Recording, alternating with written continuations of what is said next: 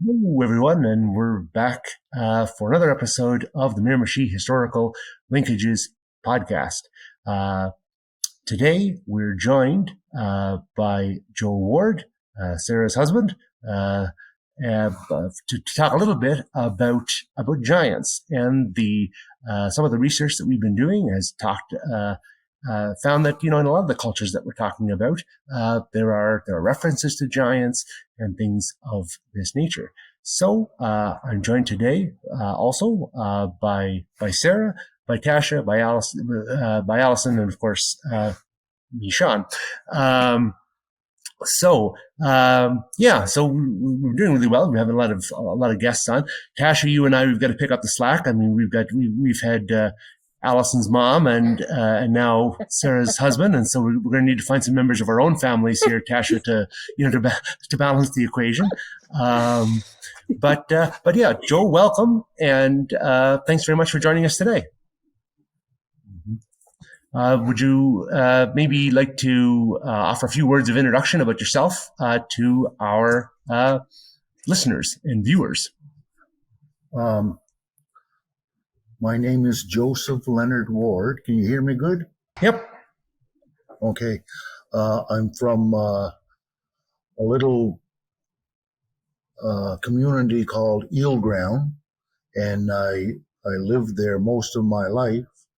And I'm a spiritual man, and I do sweat lodges. I'm a pipe carrier. I do shake tents. There's so many things that I do. Right now, I'm working with the school district to help the children get back to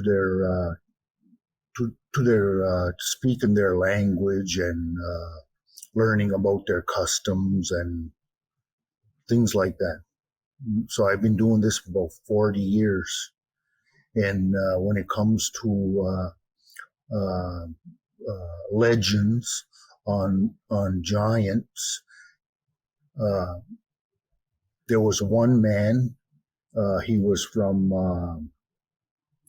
Pabineau Falls, and he wouldn't call them giants. He would call them Genu, and that's the Mi'kmaq name for the giant. We called them Genu.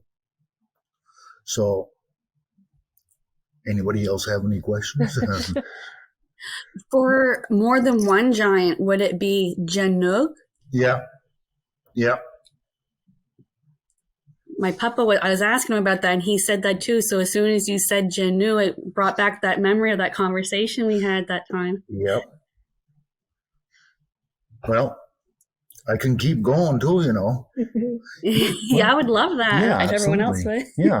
Well, my first introduction to those Genu, they call, or giant, was from a man from Pabineau. His name was Gilbert Sewell. So he always tells stories and stuff like that.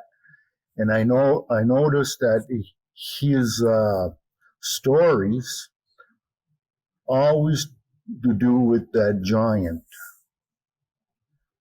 Anyway, I heard his story, and then I heard the Bluescap story, and then I got other teachings that goes along with that story. And you got to understand, this is what you got to understand. We call it, in the East Coast, we call him he's a giant because he's big. But a spiritual part of that giant is, we call him a Ginab. Ginab. A Ginab is either he can change into an animal or a tree or whatever. he can change into a man or a woman or whatever. That man, that Ginab, he can do so many things, and he can heal you, he can teach you things, he can do a lot of things. But anyway, there's a spiritual part of that giant too.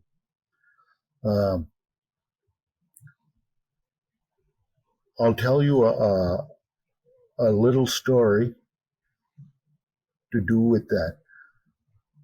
When Gilbert was explaining, and he did his research of that area at Pabonneau Falls, he said, when you go down to Pabonneau, it has to be around about mid-July, when the water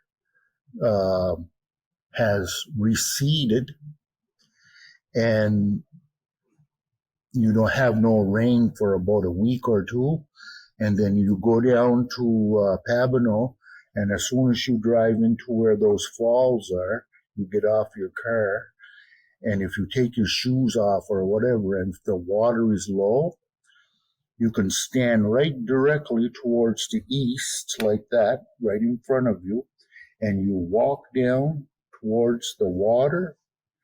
He said, if you look carefully, you will see the giant's footprints.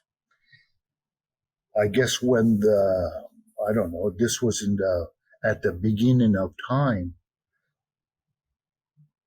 When one day, this giant, or Ginab, he went all across Turtle Island. Turtle Island is North America. So while he was on Turtle Island, he walked all the way and visited all the tribes and gave them their teachings, and when in return, this giant, or this Ginab, gave him traditional teachings and stuff. And while that giant was living with those other tribes, he noticed that there was a pattern that the people on Turtle's Island, the Aboriginal people, they treated this man so good, this giant, that one day he said, I have to tell you something. He said that I'm going to have to be leaving Turtle Island pretty soon, and I know you're going to be sad to see me leave. But he said, before I leave, I want to give you a gift. And all the people were sad to hear the news that this Genu, this giant, this humble man, was leaving. So, and he couldn't see the people were sad. And he said, but I want you to remember something. When I first came to you, to your land here, you welcomed me with open arms and open heart. You didn't judge me. And you gave me the best food that you had, and you gave me, a warm place to sleep, and you took care of me. So in return, I know you're going to be sad to see me leave, but I'm gonna do something for you. He said, I'm gonna take a part of me, and I'm gonna put it in all the trees, I'm going to put it in all the animals, put it in all the blades of grass, all the birds, the water, the air. I'm going to put myself in every part of creation so that one day when you need me the most, you can turn to nature to find me. And I'm going to leave traces of my existence so that you won't forget me. So the day came when he had to leave Turtle Island. When they say that he left from Pabineau Falls, he walked across Pabineau Falls, and in the riverbed there are big boulders, they're flat, and you could see moccasin prints, they're very big, imprinted into the granite stone. And he's walking like this right across, like that, and up the side. And there's even where he walked up, even there's no trees growing there, and it looks like a giant path. And that's where the sun comes up every morning, and that's where he went. And and before he left, he said that there's going to be times in every century that goes by that one giant at a time will wake up. And then for few 100 years or something like that, nobody would hear about this giant. So today, there's a lot of people trying to figure out who this man was, what he did, and why did he have to leave? Well, there's some elders that we have around here and out west. They said that he had to leave this land and go across, they said, a large body of water. And he said he had to go there, and when he got to the other side, they said he changed again. He changed into the people that he was supposed to help and give them their teachings. So when he got there, he changed, his language changed, and he started working with the other people on the other side of the ocean. And that's talking about the other people on Earth. So us as Mi'kmaq people, we understand, and myself as I'm getting older,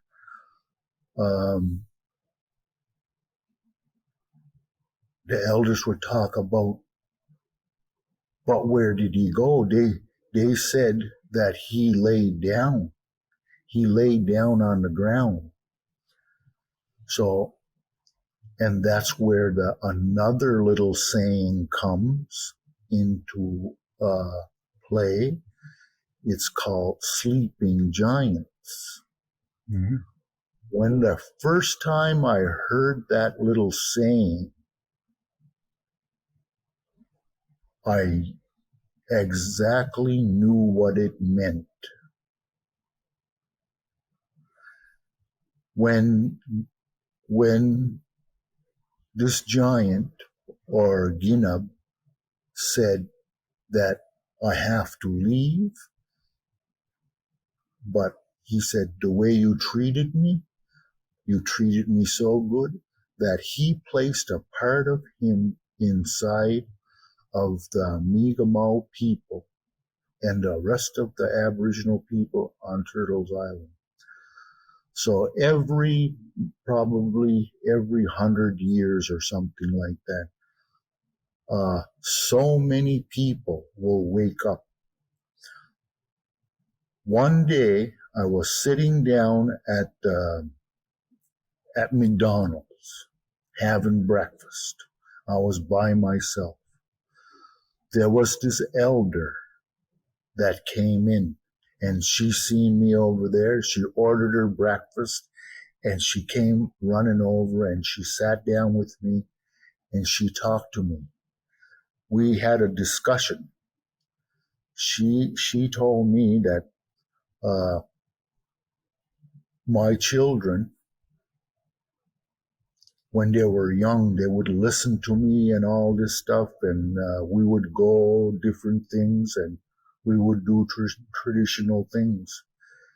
But she said she can't figure them out now because they're starting to, they're going through puberty and they're going through different things. And she said, I don't know what to do. And I reminded her right away. I reminded her about, I want you to look back at your own life. And I asked her, when did you mature? Some children mature very early in life. And when they do mature like that, and it's up to the elders around that child to find out if that giant inside that child has woken up. And it's the elder's job to listen to the child and what they're talking about, so that child will have the answers they need. Because there are some giants that don't wake up, and they'll say that that giant wakes up probably around about 25. And some giants don't wake up ever, never, ever wake up. And they just go through life like that. That's their thing. But there's other giants that wake up. They'll be probably 40 years old. So what I mean by that, he said that these children and other adults, when they wake up, when you've been sleeping so long, that when you open your eyes, you see the beauty in everything. Or maybe sometimes it depends on the area they're living and what kind of stuff is going on. Maybe there's a lot of alcohol abuse, or maybe there's drug abuse or whatever. And as elders, we have to watch these little giants as they grow. We want them to mature into good giants and help the people. But sometimes there's all different kinds of giants. There's rebellious ones. There's ones that, why are you doing this to my people? And they'll be the ones that are going to be fighting. And that's why you see a lot of young Aboriginal men and women going out and protesting on all different things that are happening right now. Right now, what's happening is these discoveries of children that were found in unmarked graves nearby residential schools, and that's why the elders, they're upset, because those giants that were never got to live and to see the full potential of those giants. We don't know what they could have done. So even the missing and murdered Aboriginal women and girls, the thing that's happening in Winnipeg, those women are giants too, and they have gifts that will never come to light. And that's why when you have elders and you have young, we have to take care of the young, and we have to explain to them that, there's some that want to wake up so fast and they want their children to wake up, but it's just like we're all have that potential in us, but sometimes we have to be patient for that giant to wake up. And the woman I was talking to, she told me, he said, I remember that I was like that too when I was young. My mother wanted me to listen to her, but I went and done what I had to do. But now that my mother's gone now, I know what she meant. She wanted me to wake up and look at the real picture, what was going on. I didn't know about the things that happened in the world, so she was protected of me. But she wasn't ready to hear that, and that's why they called them sleeping giants. And some parents that I run into are very impatient, and they want their little giants in their children to wake up and take responsibility. But I have to calm the family, mothers and fathers down, community members. I said, this is a waiting game, and we have to wait, because if we force this giant to wake up when it doesn't want to be woken up, you're going to provoke this giant, and you're going to cause a ripple effect in this child, because it's not ready to share what it has for us. And Gone 5 minutes. okay. Almost a countdown. Anybody have any questions? Don't be afraid to ask any. I just had a quick question. When you were first referencing your learnings from Gilbert Sewell, did you say his last name is that? Gilbert, yeah. You learned about giants, and then you learned about Glooscap, I believe you said. Yeah. What was the difference between Glooscap and giants? They were the same. They're the same. I had a feeling. I just wanted to make sure I clarified that, so I didn't. Well, so what happened was when the Europeans came over here, right?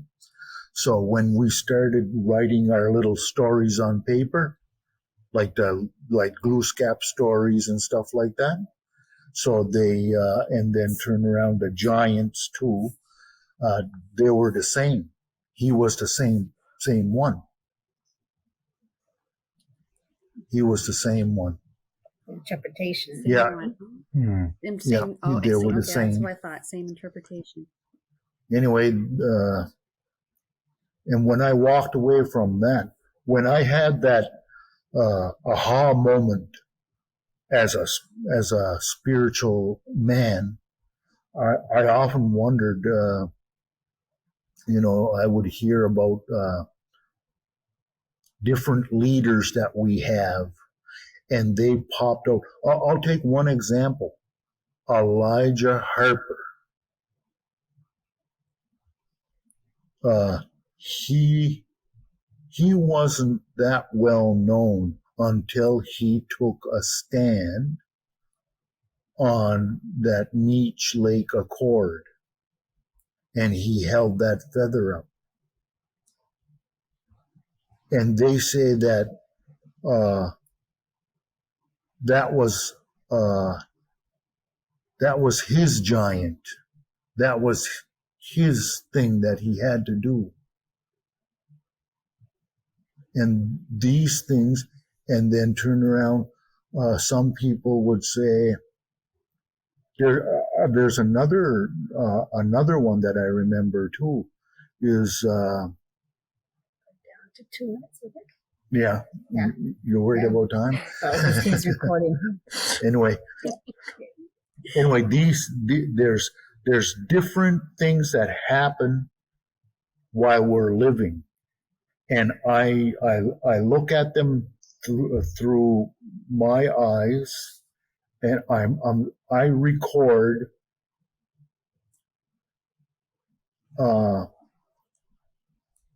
things that happen while I'm alive. I'm going to record that, and I'm going to save that up here. And then when I'm going to need it, I'm going to pull it out of my files that I have in my mind. There's so many giants that wake up, and then they fall asleep again, some of them. There's another one that woke up, and the reason why he was brought into this world, his name was Donald Marshall Jr. He's the one that got caught for fishing for eels out of season or illegally, or selling them or whatever. And that's one thing that he came into this world for. He went to prison, he went to so many things. But as soon as he went and got an idea of putting food on his table, he had no idea that was going to happen.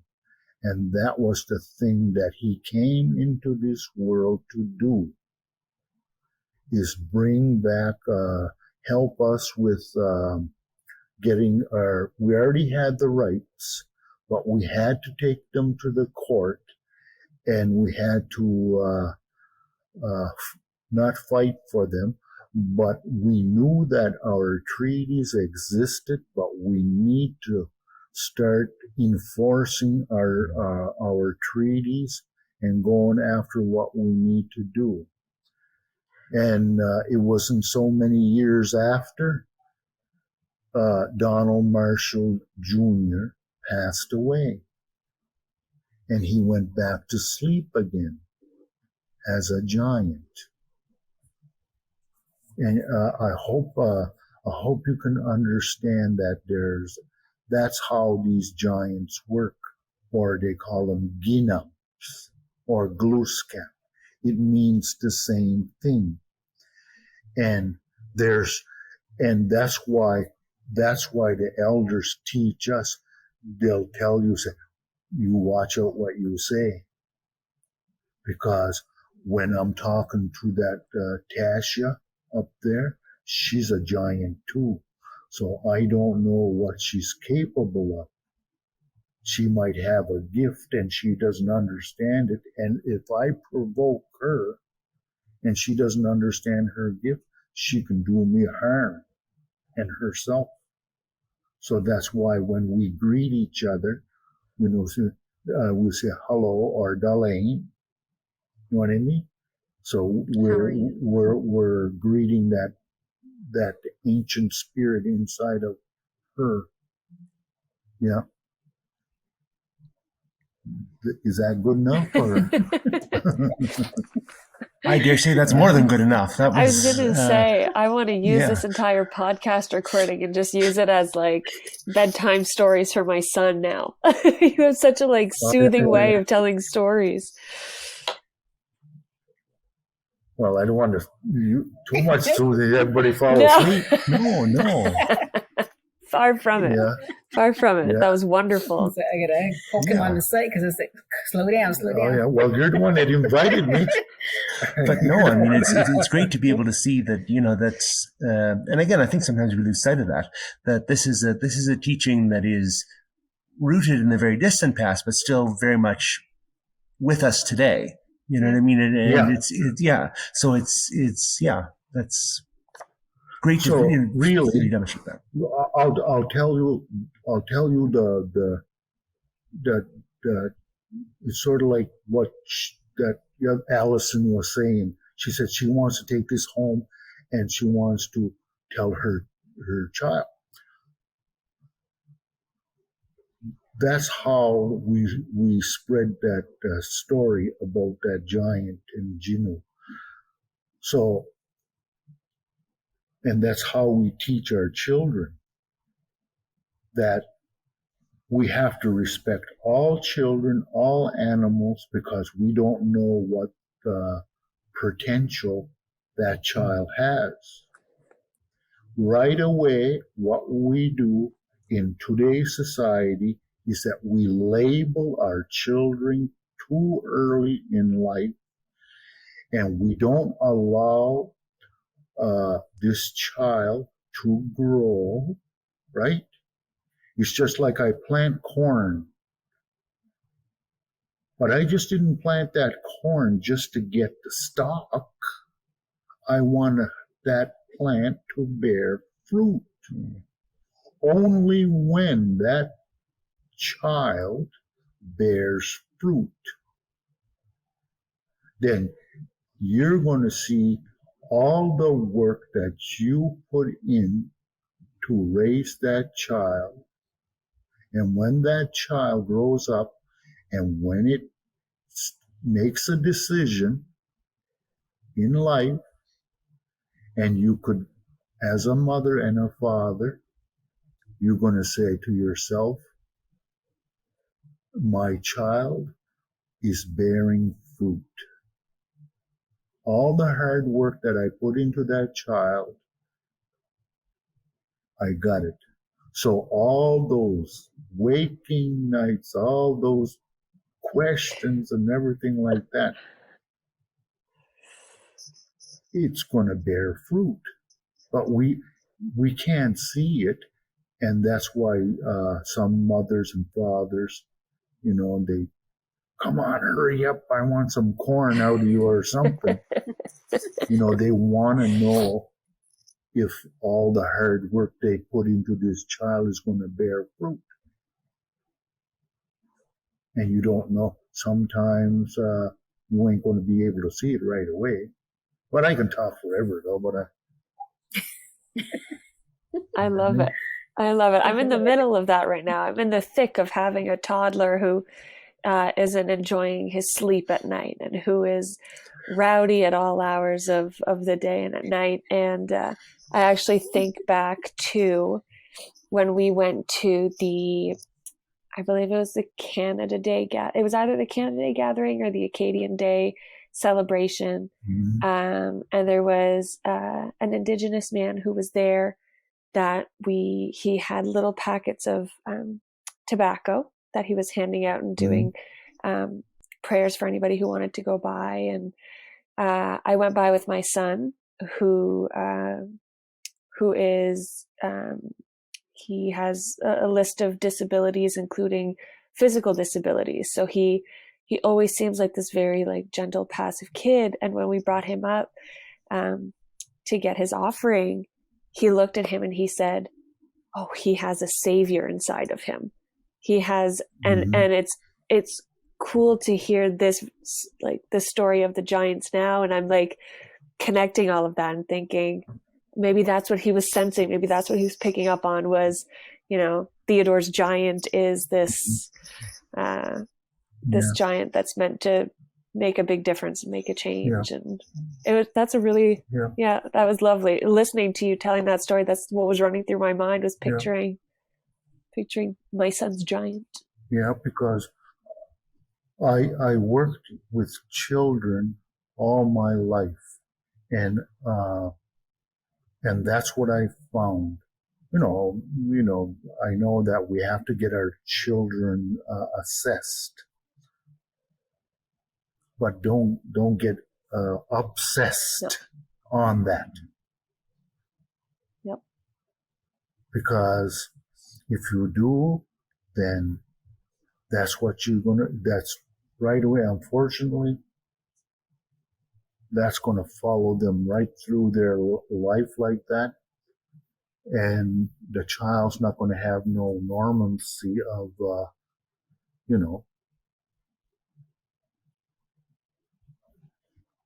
they may surprise you.